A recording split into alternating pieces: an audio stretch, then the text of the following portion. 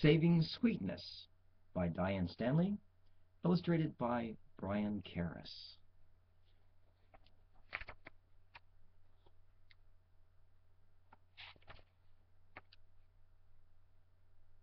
Out in the hottest, dustiest part of town is an orphanage run by a female person nasty enough to scare night into day.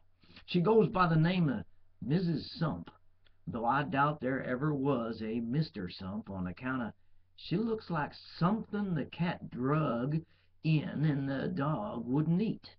I heard that Mrs. Sump doesn't much like seeing the orphans resting or having any fun, so she puts them to scrubbing the floor with toothbrushes. Even the ittiest, bittiest orphan, little Sweetness. So one day, Sweetness hit the road. I'm talking like that because the sheriff is telling the story. I guess that's the orphanage. There's Mrs. Sump. She doesn't look very cheerful, does she?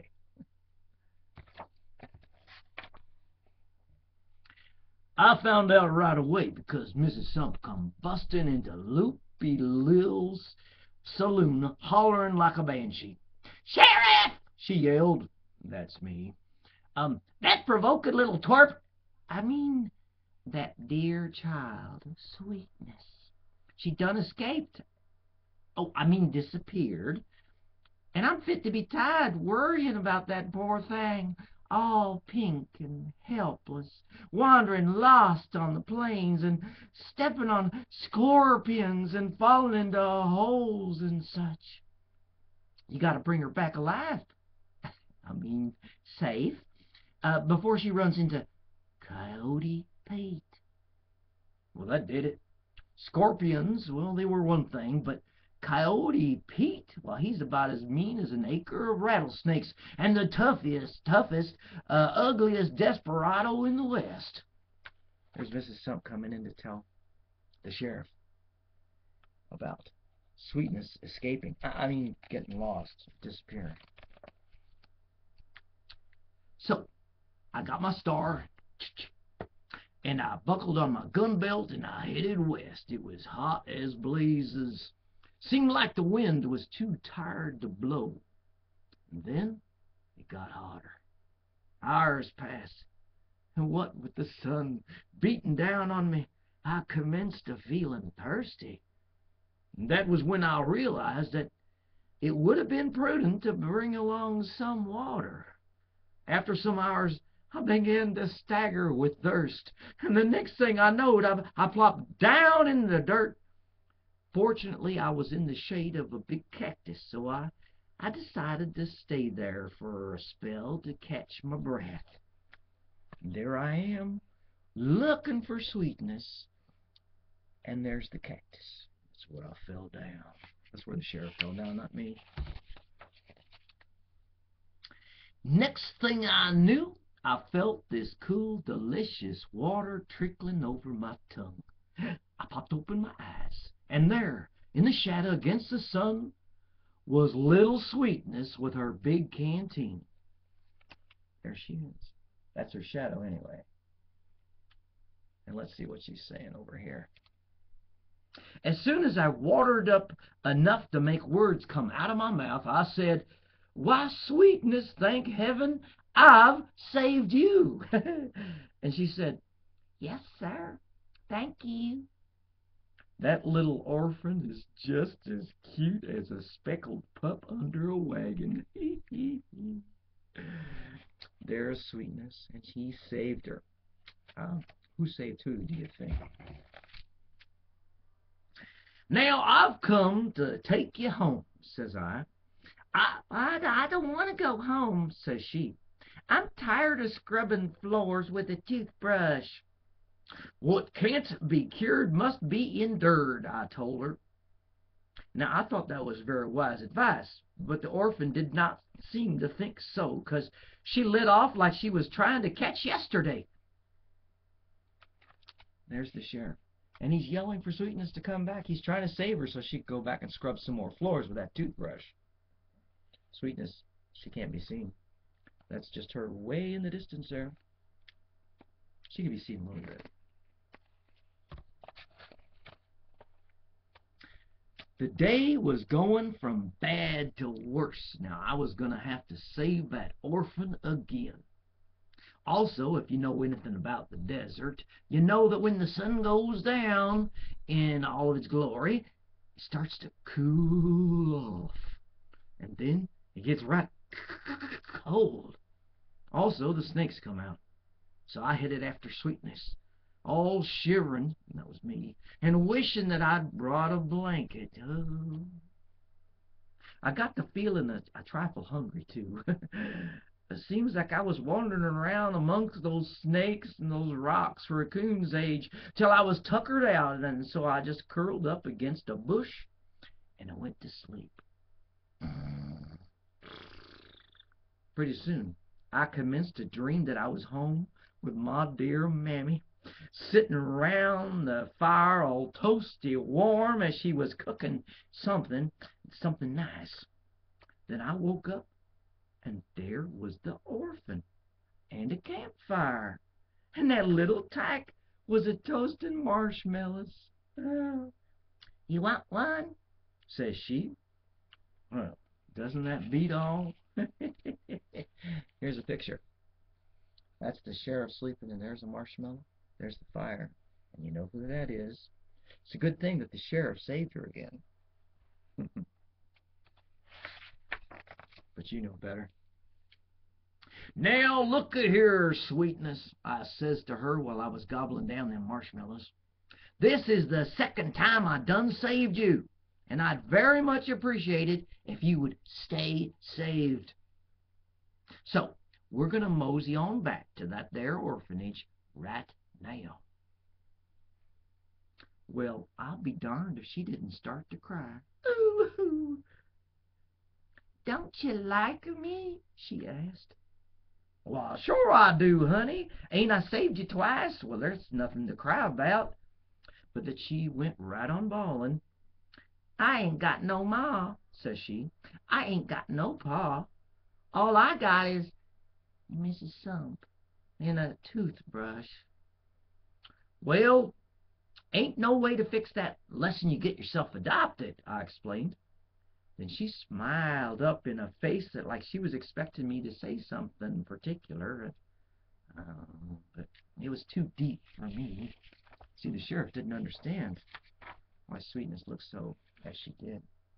Here he is. Oh, he doesn't look too happy. I wonder if Sweetness took off again. "It sure is a dilemma," was all I could come up with to say. At which she throwed up her little hands in the air, and she stomps off into the night. "Well, dang," says I. "Now, you quit that. You really fry my patience." But I was going to bring that orphan back if it hair-lipped the governor, 'cause there's Sweetness, and she's leaving again. Do you blame her? Would you want to scrub floors with a toothbrush for Mrs. Sump? Oh, here's the sheriff. He's looking for Sweetness still. So there I was, the sun rising over the plains, and there I was, feeling like something was chewed up and spit out, and I was trying to find one little orphan out in the big, wild West. Where could she be? Now here comes the exciting part. I had done gone far enough to work up a good sweat, so I ambled over to a big rock so I could stand in the shade. And that's when I heard the sound. Just a little click, like a gun being cocked. I turned around, and what did I see but Coyote Pete. He was loaded for bear and giving me a look that would freeze a cat. I had to think fast. There's the sheriff. There's the gun. Get these tricky little pages turned. "Coyote Pete," I told him, "you can see by my star on my chest that I am here to uphold the law." Probably got nervous because the gun was pointing at him. "Now, you can't go around shooting folks and scaring orphans, and I was here to arrest you." Now, it don't seem like he heard what I said, 'cause just as cool as you please, he aimed that 6-shooter right at my big silver star. Uh-oh. Now listen here, hamster brain, I says. You're riding for a fall. You put down that gun or I'm going to knock you into the middle of next week. I'm going to snatch you bald-headed. I'm going to lock you up and throw away the key. But what do you think's going to happen next? Because there's Coyote Pete, and there's a rock over his head, and there's a little pair of hands holding that. I wonder if the sheriff is getting ready to save Sweetness again. We'll find out if I turn the page. And you know what he done? He made a sound like thunk, and then he fell over backwards. He's laid out cold as a sack of feed. I scared him that bad. And who should show up just then but Sweetness? She took off her hair ribbons, and we tied that varmint up bulletproof and pig tight. There's the sheriff. There's Sweetness tying up Coyote Pete. Now, Sweetness, I told her, I ain't having no more of this running away. You can't go roaming around this here prairie with outlaws all over the place. It's too dangerous. Now, how many times I gotta save you? Who saved who? Or should I say who saved who?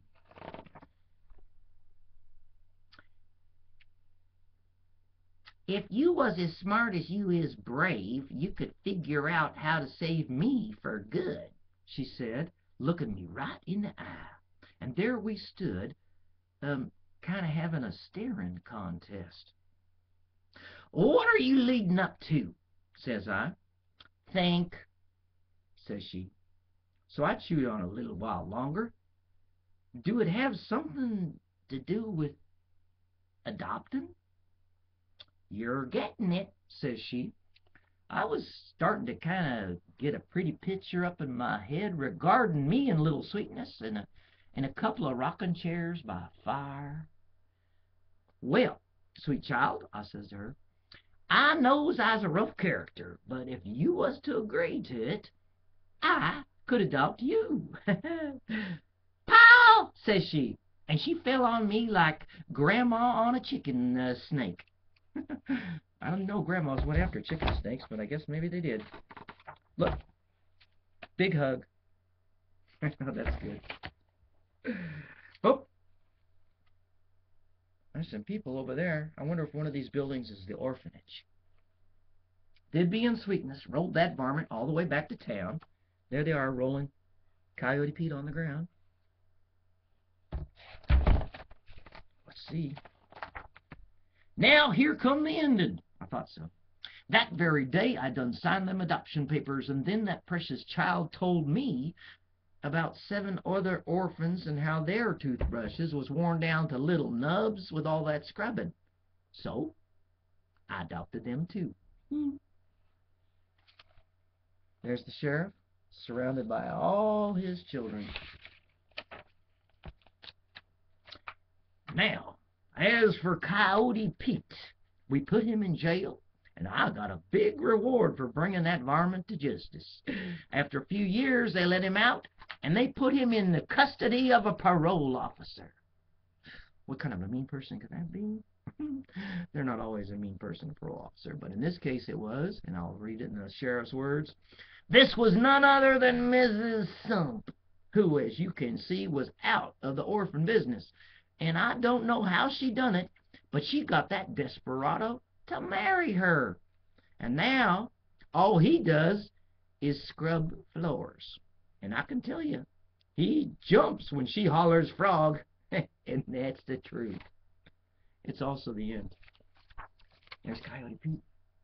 And he's scrubbing floors. And does he look happy? He looks afraid. And there's the end. Hope you enjoyed it.